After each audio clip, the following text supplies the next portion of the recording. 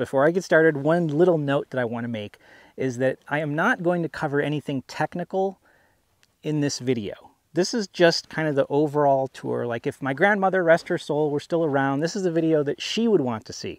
She doesn't want to know about how many solar panels I have and how much power they generate and what sort of batteries I have and the charge controller. She doesn't care about that. She just wants to see pretty pictures of the house. So that's what this video is. It's just pretty pictures of the house and a little general kind of tour. So let's begin, shall we? The creation of Lutherville is truly the culmination of a lifelong dream. You see, ever since I was a child, I would always tell friends and family that I wished I could own a vast amount of land and build a tiny little cabin on it. Now, while most people, they dream of huge mansions or castles, that was never what I wanted. Big houses, fancy cars, none of those things ever appealed to me. I always knew if I ever became wealthy, I'd invest everything I had in land. Raw, pristine, untouched wilderness. That was what I dreamed about. Instead of a mansion, I'd rather own and preserve a raw and natural landscape. Let my home be something tiny and humble, minimalist, only the essentials. I never imagined that kind of dream could come true. Land is expensive, and I have never been wealthy. My dream of owning vast acreage with a small home was part of my if I hit the lottery fantasies. I never imagined it could be real. And now, here it is. My lifelong dream come true. I own a huge parcel of desert land and have a tiny house. Almost every dream in my life has come true. Writing novels, moving to California, becoming a hang glider pilot, working for Walt Disney. Now I just need to become an astronaut and marry Charlotte McKinney, and I will have accomplished everything. But I digress. Tell you what, let's take a look at the outside of the house. Looking down the passenger side, we can see the porch. And what I really wanted to achieve with having the wooden porch and the kind of metal siding on the rest of the house was I really wanted this kind of combination of this rustic looking cabin and something that was a little bit more industrial and technological. And then we can also see the ramp is in the downward position. That makes it a little bit easier to get on and off the porch, and it's also the way that the motorcycle gets put onto the house and taken off of the house. And the whole outside is, I don't know, the look of it is definitely very different from traditional tiny houses. Most tiny houses tend to be mostly wood. They all tend to have that rustic cabin look. And I really didn't want that for the whole thing. My original intention was that I wanted to do the whole thing out of a shipping container, but the cost was a bit prohibitive on that, and there was some logistical concerns because there weren't a lot of people with experience doing that. So I basically went with a traditional wooden home with a wooden structure, but I had the metal cladding put over it. Now the door that you see on the back of the trailer, that is a storage shed, and then this door that is above the steps, that is the main door into the home. And the other thing I like about this design is the fact that when you're on the porch, you're surrounded by wood, so it does feel like a wooden cabin. And you could see the two LED lights that are up in the ceiling and the exhaust vent for the bathroom. Now, as we come down the driver's side, we can again see that this side is completely covered in metal cladding. There is also the water input and the exhaust fan for the composting toilet.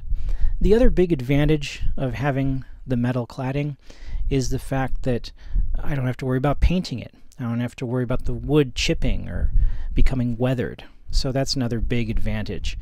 Now, a lot of people have a hard time understanding what the house looks like when it's moving and how it attaches to the truck and what the motorcycle looks like when it's attached to the porch. So these couple of clips right here kind of give you a clearer idea of what the flatbed truck looks like, what the gooseneck trailer looks like, and then this clip shows raising and lowering the ramp for the motorcycle. You grab the handle here and just push it up. And it's got really heavy-duty springs on it, so like right here I have like no pressure on it at all. It's pretty easy. And then this is the hard part. You want to do it so it doesn't slam into the ground, but there you go. So now the ramp is down. Obviously it's not, I don't have it all the way down touching the ground here, but you get the idea. When it's all the way down, you can ride the motorcycle up and lock the motorcycle in place with this plate and with the securing system. So there you have it, the ramp. Now you know how that works, how it functions, what it looks like when it's both up and down. Well, that pretty much covers the outside of the tiny house. So let's take a look inside.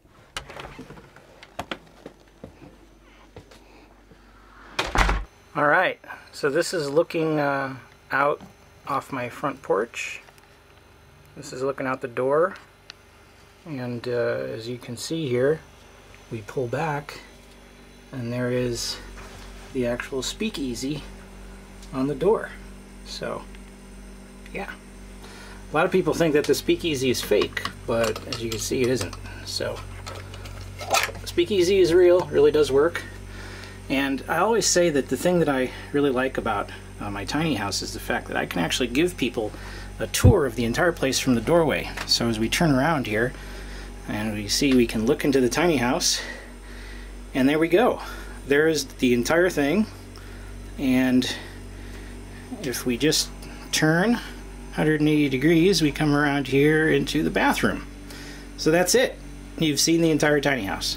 So let's actually start here in the bathroom and see what we've got. So here's our view out the window. We can you know, take a shower, take a bath, and that's what we're going to be looking at. So the bathtub is nice, full-size bathtub.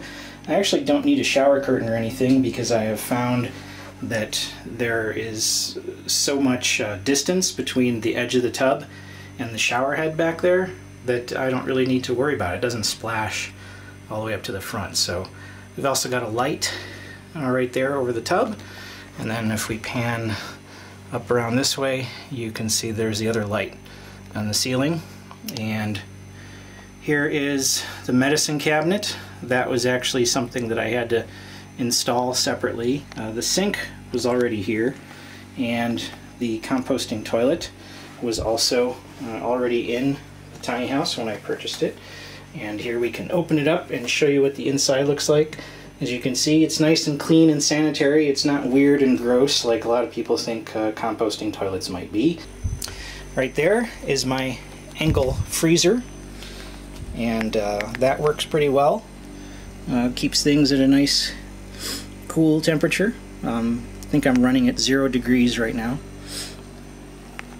And right here we have the kitchen and the kitchen sink. And one of the things that I really like about my kitchen sink cabinetry right there, you can see these little lion heads. I actually got those from a cabinet that I had in the bedroom that I grew up in. And my grandfather and I built that cabinet, and we put those little lion heads on there, so I got to keep those. So it's a nice reminder of my childhood, and you can see there's my view out my kitchen window. And there's just a little cistern for the water. You know, standard kitchen sink, nothing too fancy there. Right here is my induction countertop, stovetop thing, and there's my cast iron skillet that I can cook with.